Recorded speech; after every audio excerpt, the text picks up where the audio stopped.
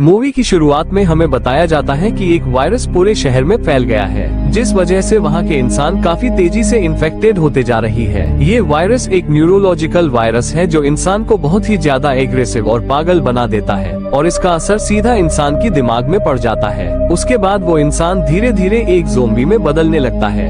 लेकिन ये वायरस कहां से आया और किसने बनाया ये अभी तक किसी को भी पता नहीं चला है। और तभी सीन शिफ्ट होकर हमें डैन नाम के एक लड़का को दिखाया जाता है जो कि एक बीच पर बेहोश पड़े हुए थे और उसके कुछ देर बाद उसे होश आ जाता है। जहां पर वो उठकर इधर उधर देखता है तो वहां पर कोई नहीं होता, इसलिए वो जल्दी से वहां से उठकर शहर की तरफ निकलता है। लेकिन जैसे ही वो शहर पहुंचकर देखता है तो वहां पर भी कोई नहीं होता। ये देखकर वो काफी हैरान हो जाते हैं क्योंकि उसे कुछ भी पता नहीं होता कि यहाँ पर क्या हो गया है। और वहीं दूसरी तरफ हमें लीसा और बेन को दिखाया जाता है जो कि खाना ढूंढ रहा होता है। लेकिन तभी उन दोनों को वहाँ पर किसी का आने की एहसास होता है, इसलिए दोनों तुरंत वहाँ से भागने लग जाते हैं। लेकिन तभी वो आदमी उनके सामने ही आ जाता है, जिसे देखते ही वो दोनों उसे पकड़कर मारने लगता है। मगर वो आदमी और कोई नहीं बल्कि डैन होता है और वो इन्फेक्टेड भी नहीं होता, जिसे देखते ही वो दोनों उसे नहीं मारता।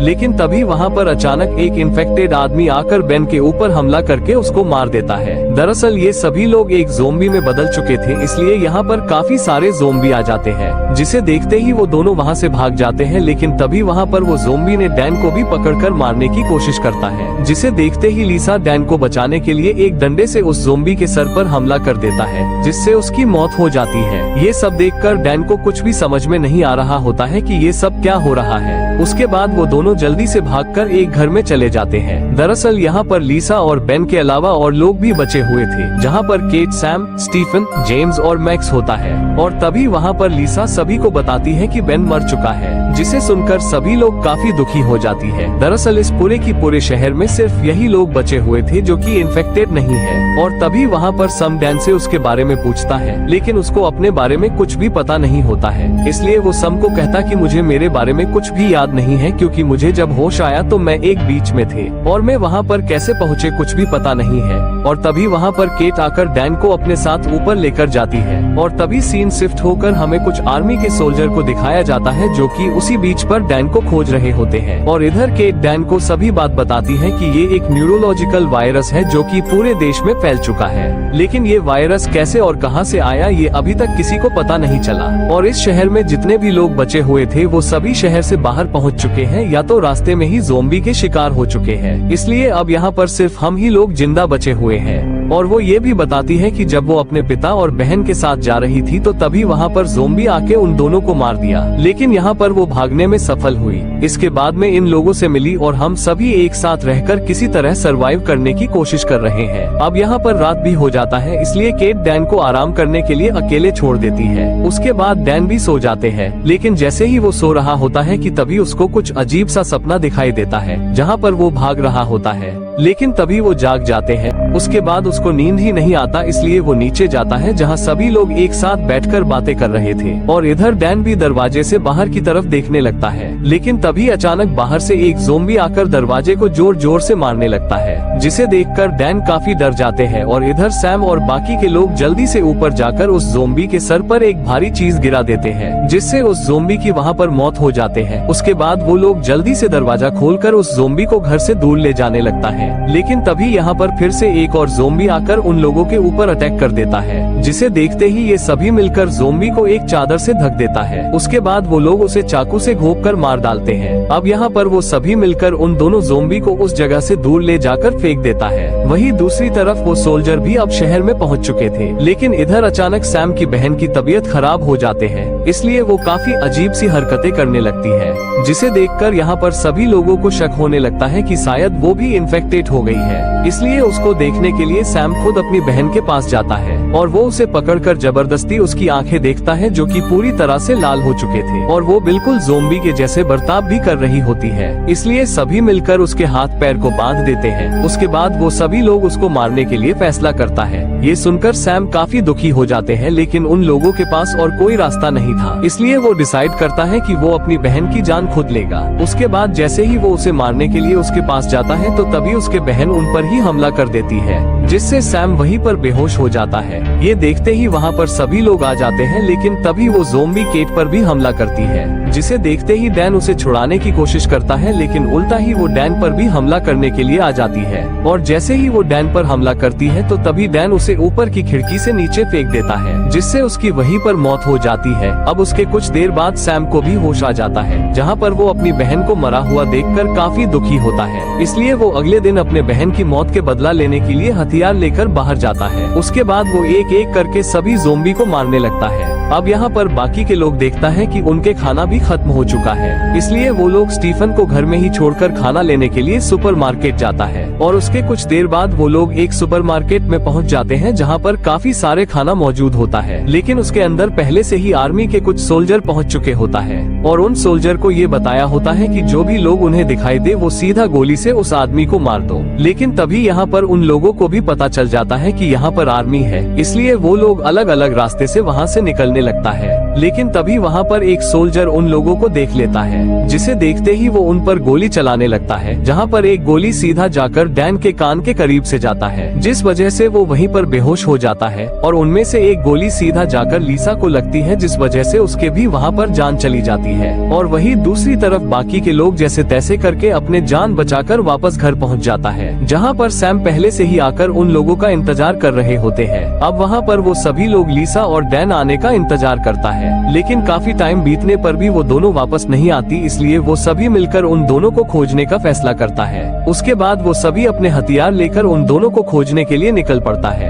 लेकिन जैसे ही वो लोग बाहर जाकर देखता है तो वहाँ पर चारों तरफ सोल्जर मौजूद थे, और वो सभी सोल्जर एक एक करके सभी घरों में घुसकर उन लोगों को ढूंढ रहे होते हैं, जिसे देखते ही वो लोग भी जल्दी से वापस आ जाते हैं। उसके बाद वो सभी लोग अपना अपना सामान लेकर वहाँ से भागने लगता है, लेकिन तभी वहाँ पर कुछ सोल्जर आकर उन लोगों को गोली चलाने लगता है, जिसमें एक गोली सीधा जाकर केविन को लग जाती है और उसकी वहीं पर मौत हो जाता है। लेकिन वहाँ पर बाकी के लोग जैसे तैसे करके वहाँ से बच निकलने में कामयाब हो जाता है। और वहीं दूसरी तरफ डैन को भी होश आ जाता है, लेकिन जैसे ही वो अपने आँख खोलकर देखता है तो वो अपने सामने लिसा की बॉडी को देखकर काफी डर जाती है, इसलिए वो जल्दी से वहाँ से उठकर भाग जाते हैं। और जैसे तैसे करके वो अपने घर तक पहुँच जाता है, लेकिन वहाँ पर उसे कोई भी नहीं मिलता। लेकिन तभी वहाँ पर एक सोल्जर आकर उसे मारने की कोशिश करता है, मगर डैन अपने आप को बचाने के लिए उल्टा ही उस सोल्जर को मार देता है। उसके बाद वो उस सोल्जर की तलाशी लेता है, जहाँ पर उसे एक पेपर मिलता है जिसमें उसके ही तस्वीर होता है, जिसे देखकर डैन को पता चलता है कि वो सोल्जर्स और कोई नहीं बल्कि उसके लिए ही आया हुआ है। लेकिन उसको ये पता नहीं होता कि आखिर वो लोग उसे क्यों ढूंढ रहा है। उसके बाद वो उस सोल्जर का रेडियो लेकर वहाँ से निकल जाता है, लेकिन यहाँ पर पूरे के पूरे शहर में आर्मी सोल्जर फैल चुके थे, इसलिए अब इन लोगों का बचना बहुत और मुश्किल हो रहे थे। मगर तभी वहाँ पर डैन रेडियो में सुनता है कि वो लोग हेलीकॉप्टर से कुछ लोगों का पीछा कर रहा है,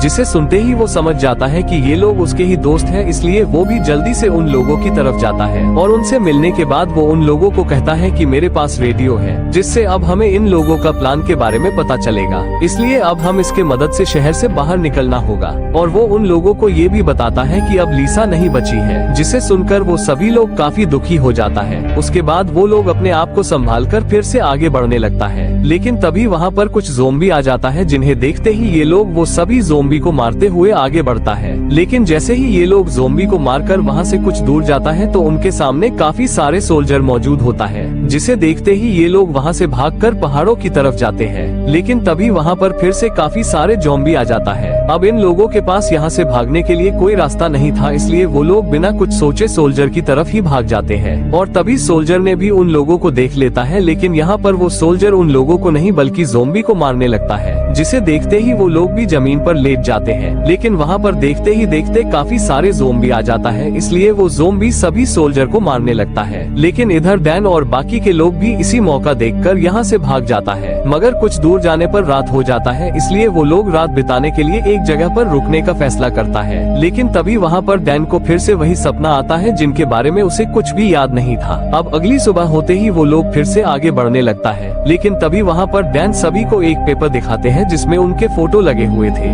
ये दिखाते हुए वो बताता है कि ये लोग और कोई नहीं बल्कि मुझे ढूंढ रहा है, जिसे सुनकर सैम काफी गुस्सा हो जाता है, इसलिए वो डैन से झगड़ा करने लगता है। लेकिन तभी वहाँ पर बाकी के लोग उन्हें रोक लेता है, मगर तभी वहाँ पर एक ज़ोंबी आकर स्टीफन पर हमला कर देता है, जिसे देखते ही ये लोग उस ज़ोंबी को मार देते हैं। लेकिन यहाँ पर स्टीफन के भी मौत हो जाता है, जिसे देखकर बाकी के लोग काफी दुखी हो जाता है। उसके बाद वो लोग फिर से आगे बढ़ने लगता है, लेकिन कुछ दूर जाते ही इन लोगों पर फिर से एक सोल्जर अटैक करता है, लेकिन इस बार वो सभी मिलकर उस सोल्जर को पकड़कर उसे बांध देता है। और तभी यहाँ पर डैन उसे पूछता है कि आखिर तुम लोग मुझे क्यों ढूंढ रहे हो, जिस पर वो बताता है कि बाकियों की तरह डैन भी इन्फेक्टेड है, इसलिए तुमको एक प्रोटोटाइप वैक्सीन दी गई है, जहाँ पर उस वैक्सीन ने तुम पर काम भी किया और वो पूरी तरह से ठीक हो गया है, मगर उसके कुछ दिनों के बाद तुम वहाँ से भाग गए हो। ये सुनकर डैन काफी हैरान हो जाता है और इसी वजह से उसे अपने बारे में पता नहीं होता। उसके बाद डैन उसे पूछता है कि अगर मैं ठीक हो गया तो तुम लोग मुझे क्यों मारना चाहते हो, जिस पर वो उसे बताता है कि तुमसे पहले 10 लोगों के ऊपर ये वैक्सीन ट्राई कर चुके हैं, जहाँ पर पहले तो वो लोग ठीक हो गया, लेकिन उसके कुछ दिनों के बाद उनके अंदर इस न्यूरोलॉजिकल वायरस ने खुद काबू करना शुरू कर दिया। उसके बाद वो पहले से कई ज्यादा ताकतवर और खतरनाक हो गया, इसलिए वो सभी के लिए काफी खतरा बनने लगे। इसलिए अब तुम भी अगले 14 दिनों के बाद पूरी तरह से ज़ोंबी बन जाओगी, जिसके बाद तुमको रोकना बिल्कुल नामुमकिन हो जाएगा। जिसे सुनने के बाद वो सभी लोग काफी हैरान हो जाता है,